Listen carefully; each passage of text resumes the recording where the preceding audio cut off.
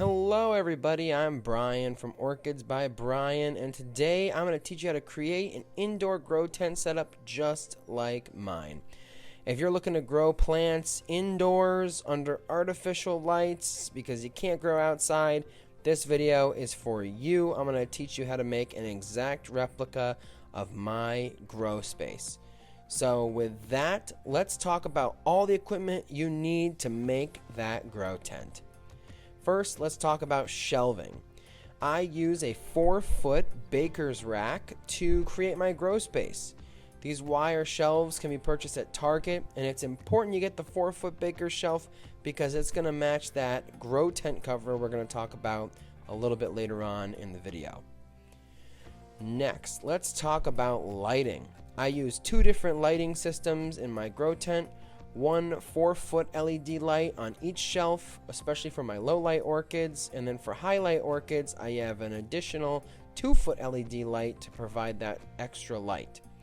Also, make sure you allow 3 to 4 inches for mounting the lights under each shelf, so if you have taller plants, make sure you allocate that space. So with that, here's where you can buy both of those lighting systems. Depending on what kind of plants you're going to grow will determine what kind of lights you're going to want to buy.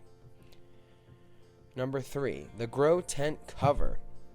I use the Athena VP Dome grow tent cover that fits perfectly over those 4-foot baker's racks. I love this grow tent cover. It helps me maintain great humidity, and it's also super affordable. Number 4, humidity trays. I purchase humidity trays from Waldor Orchids, and they help me maintain between 60 and 90% humidity in my grow space. Each shelf takes 4 humidity trays, so make sure you buy all 4 humidity trays to cover each of your shelves. Number 5, netting walls.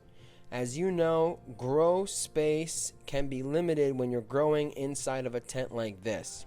So I purchased plastic poultry netting and surrounded 3 sides of the grow tent to allow for area to mount orchids and also hang small pots.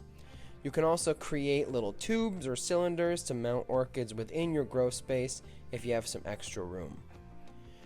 You can use zip ties to create those mounts for 2-inch and 1-inch pots, which is super helpful if you need to make some extra space for larger orchids.